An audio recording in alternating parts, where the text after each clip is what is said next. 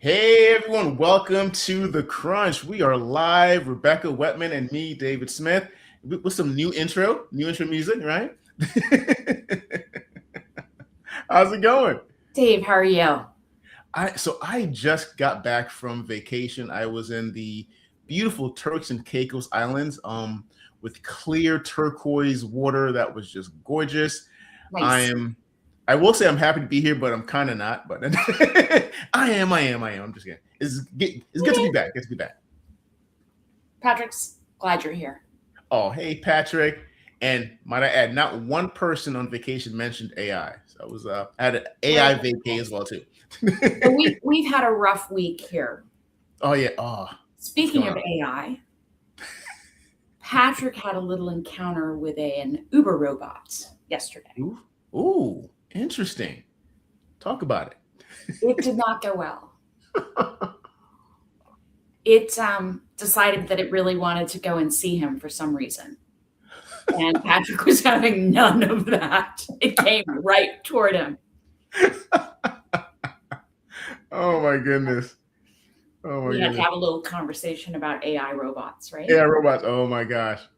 It was a tense moment, but as the AI robot charged him, it started putting hearts on the screen on the front.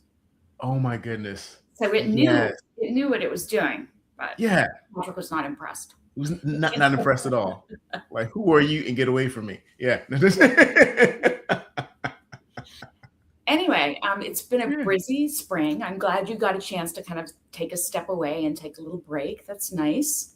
Absolutely. And like I said, no AI mentioned on vacation. I did check a couple of emails here and there. You got to kind of keep abreast of stuff, but I was pretty much on the beach, nice. White sand. I'll mention again, turquoise, clear water, and just rubbing it in, Keep going, yeah, keep going.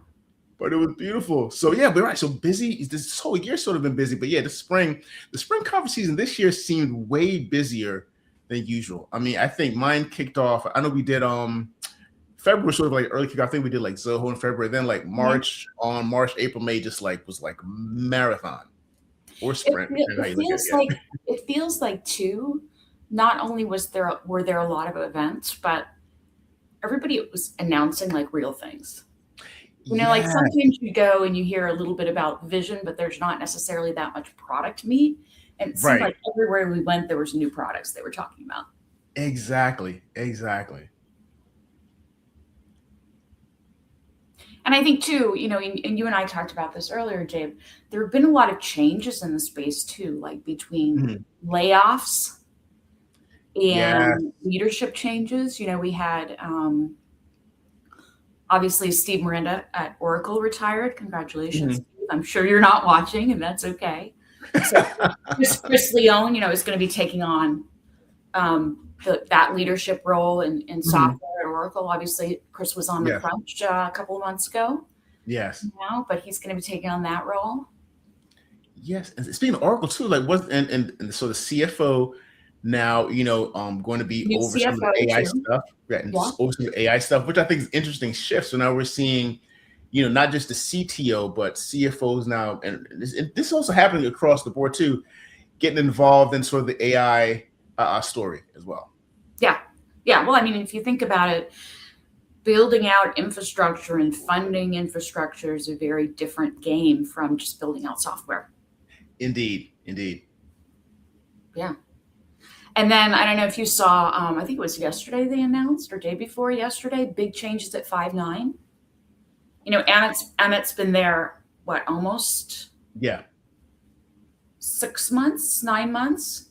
And they now have, with Naranjan, Robin, Sven, new CTO, no new chief sales officer, Yeah. and new chief strategy. So a lot of big changes there as well. There's a lot, it's tell you a lot. And then so there's the leadership stuff, and then we have to probably discuss some of the human casualties as well too. Friends of you and I that we know in the business, layoffs. I mean, mass layoffs. From the Meta 8,000 to Microsoft. Every company that you and I cover had mass layoffs. It affected people that we know. Right. And it's really unfortunate. I wonder how much of this is really an AI correction versus another kind of correction. And thanks for setting me up and teeing that off for me. You're exactly right. Well done, Rebecca. Well done. No, because I think a lot of it too, for instance, even the meta stuff, they mentioned it was AI. But we all know a lot of what's happening is, for one, this reinvestment and reallocation of capital towards, AI infrastructure, and restructuring.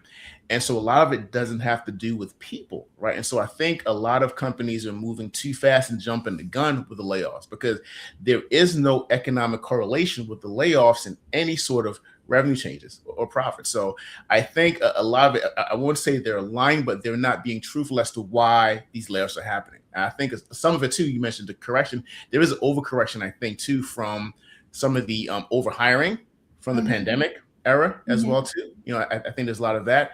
And also I think, we're seeing a lot of people trying to move quickly into restructuring without being AI ready itself. So it's not a matter of AI taking people's jobs. I think companies are trying to restructure and pivot toward more AI investments, which I guess is good for Wall Street, right? And they like to hear that stuff, but there's no correlation with any economic value from doing that.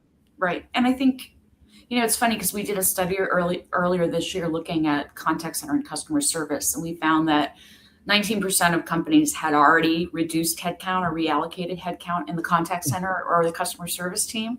Yeah. But 40% total either had already reduced or planned to reduce in the next 12 months. Interesting thing about that is, I think you're absolutely right. I think it's more pressure and, anticipatory. Yeah. Sort of feeling pressure to do something with AI and being able to show, oh, look, we're reducing headcount. That causation isn't necessarily there yet. Exactly. But it's something people are feeling a lot of pressure to do. Exactly. And then a lot of companies, you're right, they're cutting people on the promise of AI productivity, right? And they have not actually built anything yet. And so they've been the savings before they actually done the work, and so it's kind of a weird situation to be in, but then there are real people getting hurt and impacted by it. Well, and I guess too, I'd love to hear what you've been seeing, because we cover kind of adjacent spaces if you think about the tech world, and there's some overlap certainly there, but there's a real pressure to get things into production that customers aren't necessarily getting to that next point yet. I think we still have the sort of AI FOMO, fear of messing up problem, where people are like, I'll do it in an interesting pilot, or I'll do it with agent assist capability, but I'm not letting this loose on my customers or my employees yet. I think there's a part of it where industry, I'd love to get your take back as well too. I think we're moving too fast, right? Where we haven't, so we're running towards restructuring and doing all this stuff, doing these layoffs, but we haven't built any sort of real architectural foundation, for the stuff. So we're moving fast, we're running ahead, but we really haven't built any foundation of, trust or even governance for this stuff. And so I think it's going to come back and bite people. These layoffs, this moving too fast, is going to come back and bite companies in the long run. No, I think you're absolutely right. And it's funny. Johan at User Testing said something to me when he was on the crunch of several months ago now. He said, at this point, adoption is outpaced understanding, which I thought was a really great way to put it. Yeah. And you're absolutely right about the governance piece. Folks that I've been talking to are saying, 6 months ago for us, the message was experiment with everything. And now it's, oh my God, what are you using and what are you having to touch? Right. Exactly. And so, one thing that I've been covering is, we've talked in previous episodes, is this concept of the universal context layer, right? Right. Whereas what's that layer that's going to sort of keep the truth of what your business knows, where your business knowledge lives, so the AI can actually use it, right? And so it's not just the context enough; it's the context has to be true, right? Because you can have someone that's confidently wrong, or as my daughter likes to say, you can be loud and wrong. So you want to have the context, you want to have the truth that this is what AI is looking at is true, what it's reading is true, and and it has to sort of be governed. And what's the accountability factor, right? So how do you verify that what it's doing is actually right and accurate? So I think we're seeing my concept of the universe context layer is like it's context, truth, and governance, because that's the three things that's going to sort of help you in terms of being able to trust and hold AI accountable in the long run. So governance is going to be key here. Well, and I think too, a lot of us got really excited about Gen AI, and a lot of people did things with prompt engineering that should have been workflow. Yes. Right? So that whole, how much do I do this declaratively? If I can address a customer's need or complete that interaction with a declarative workflow instead of an LLM call, it's always going to be faster, more cost effective. Absolutely. So I think moving forward, we're going to see vendors, and I'm going to have Fred on from Era in a couple of weeks to talk about it. Vendors move to this sort of, it's not just which agent do you use with which context from which vendor kind of across the space, but when do you do it declaratively? When do you use what may be the, for lack of a better term, the Uber Black version of the LLM, right? Versus, the 20-year-old Toyota beater, if I just want to get something more cost effective. Because I think the other thing people are worried about is, they've built all this prompt engineering now, they're spending money for LLM calls that they shouldn't be. Or it's the unpredictable nature of it makes them concerned that they're going to sort of wake up in the morning and have a big token bill. Yeah, and which leads us to the whole cost structure, right? The pricing. You're right, because like all that stuff costs, right? Gosh, even just me in my personal usage of whether it's Claude, whatever it is, you run out of tokens quite quickly on just doing different tasks. And so you're right. I think we're going to see companies move to smaller, more focused models to try to contain costs. And funny, also from the different events I've been seeing this year, I'm definitely seeing a shift towards companies moving towards consumption-based pricing, which is interesting. And then, interestingly enough, I think it was a couple weeks ago, a week before last, Zoom, sort of rolled out this outcome-based pricing model, which sort of, flies in the face of the consumption-based stuff, because in the consumption-based model paradigm, you're just paying for the consumption, right? How much you consume without really getting any value or paying for the value from the AI.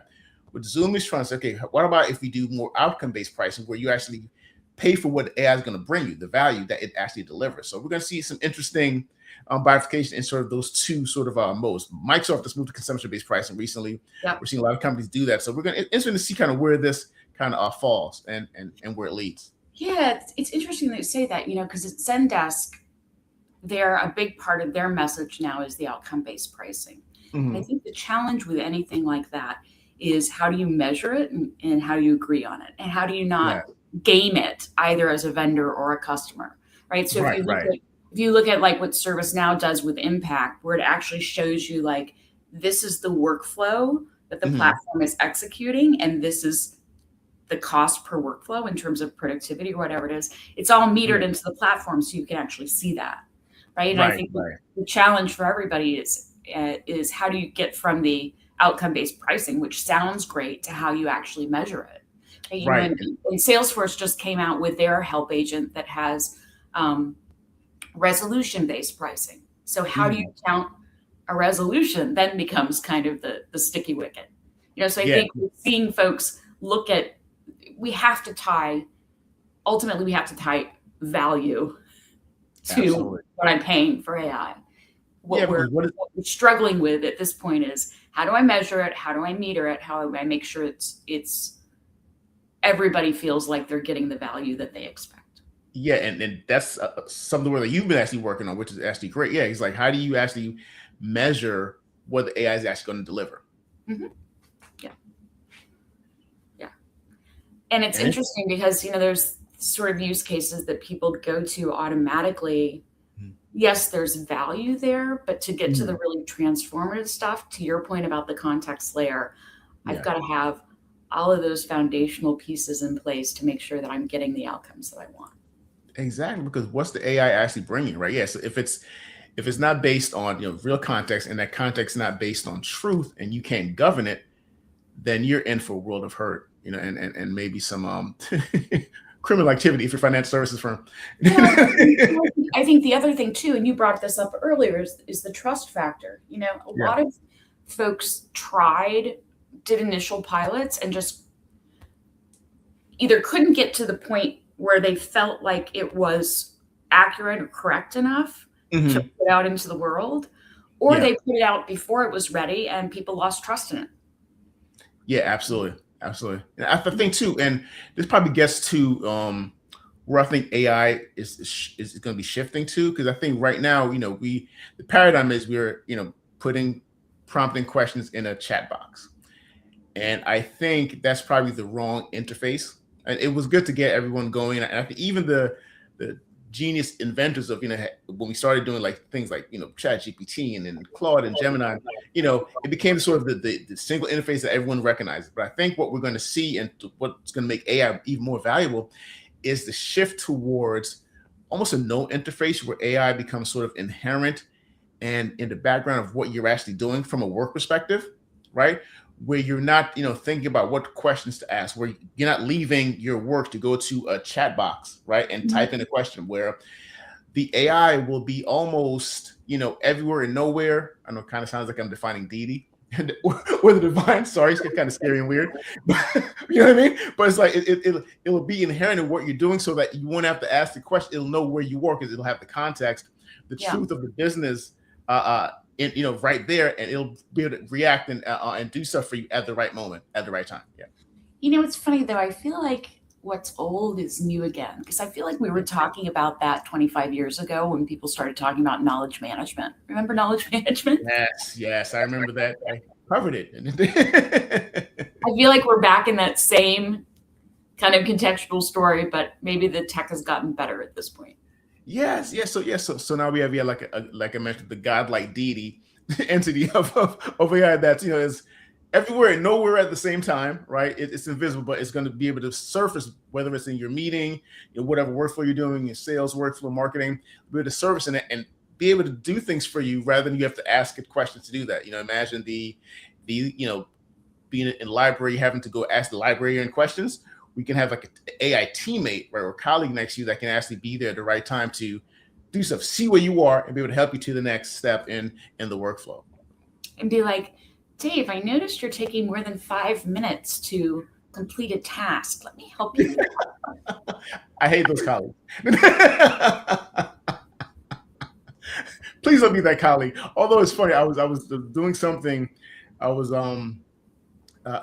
doing some coding thing with Claude the other day, and I noticed it got a little rude with me. And it was kind of like, like, this is what to do it. I'm like, really? You got a little testy on me. But so it's funny, working with LLMs, kind of sometimes you see like a personality sort of service. You're like, what is that about? Yeah. Well, I think the other thing too is, anyone who's done enough, played enough with any of the platforms knows you get very inconsistent results. Yeah. You could ask the exact same prompt and an hour later get a completely different result than the one you got the first time. Yes. Which brings me back to the, could this LLM call have been a workflow automation? This could have been an email. Yeah. Yeah, because you do need some, because there is a space where some of the rules-based stuff works, right? Because this is, you don't want to sort of wander and begin to hallucinate. No, let's set some rules. These are parameters. This is what I want back. Yeah, exactly. Lots happening. So what's next? What's happening? It's been a really busy spring. Things were sort of clearing out for the summertime. And then we're back September 1 with Genesis. That's right. That's next. And then, you have the usual suspects, I guess, Dreamforce, and then I think Oracle is also somewhere in the fall. So we're going to have a whole new swath of characters and conferences coming up. Absolutely. Should be fun. Lots more AI stuff. And I mean, so if you were to sort of like seeing what we looked at this past spring, this past year, what do you think is next for the space? Well, I mean, I think we're already seeing, it reminds me a little bit of when everybody was buying social media monitoring tools to add to the marketing stack a couple of years ago. It's like now everybody's picking up the little point AI vendors. Yeah. Like, you know, Salesforce just announced the Fin acquisition. Genesis announced Pinkfish. It's like they're picking up these little buckets of not just point applications, but customer bases, which is super important right now, but also talent. Yeah. Absolutely. Yeah. It's funny, we're seeing that across the board. And what's interesting too, I think, you know, back to what I mentioned before with the universe context there, I think all of it too has a basis in, okay, how do we bring forth more context for what we're doing with AI? You know, so even Adobe just recently acquired Topaz Labs, for their sort of creative workflows. And so a lot of it, I think we're going to see where for AI to actually show up in the work that people actually do to be helpful, again, it's going to have to know your business, right? It's going to have to carry, you know, for instance, from a CX perspective, your customer's history, the last conversation, you know, the decision, you know, that got made, you know, like a few weeks ago, right? And so, but across every system, so no one has to start over, you know, from scratch. And so one thing that I did notice from this season's conferences was a lot more work along, again, what I've been calling the universe context layer. Zoom is calling it their customer context layer. You know, so the different vendors are having different ways to say it, but basically it's what's data that fabric layer? from ServiceNow. Yes. Orchestration layer, right? Yeah, we're seeing all these different names, but it means the same thing, right? You know, and so it's what's going to be that layer that's going to have the business's knowledge, right? Knowledge management, the truth of the business, but where, you know, again, if there are different systems scattered across, what's going to be that protocol that's going to bring them together? We've been talking about, you know, MCP, model context protocol, you know, for a while. But one thing to be aware of, which is where the governance piece comes in, if you then allow you know, whatever protocols, MCP, whatever, to access different systems, then how do you govern those set systems? And so the governance piece is what as for instance, I'll back up. The last event I was at was Databricks a couple weeks ago. And that was one of the big topics there. So it's AI, you know, plus data, but also what's the governance layer? So a part of the universal context layer is going to be not just the context, but the truth and also the governance for accountability and verification as well. So that's what I've been seeing in these past, you know, especially the last few conferences, ending with Databricks. And I think that's what we're going to probably see during this next conference season as well too. A lot more talk about that context layer and governance. And a lot more MCP announcements for sure. Yes. And again, MCP is going to be interesting because I think if you allow MC protocol, that means your knowledge can be read by anything. And so that governance layer is going to be, you know, going to be critical, because if you allow MCP to just read and, you know, access systems and systems of record, who's protecting that system? Because someone can read that stuff, get that knowledge, and then take it somewhere else. How do you know what AI agents are reading it? Know what they're reading? Those agents sticky. Yes, exactly. Yeah. Well, that's where the orchestration piece becomes so important, right? Because whoever's conducting gets to decide who plays. Yes, exactly. Not to take the orchestration metaphor a bit too far or anything. No, but it's funny. It's funny how all the vendors are kind of saying the same thing, but trying to use, you know, tweak different language to say it. But no, you're talking about an orchestration layer, a context layer that holds truth and has governance for accountability. Yeah. Well, you know, we're almost out of time. Dave, do you want to do a few crunch time questions with us? Oh my God. I know you love those. Let's do this.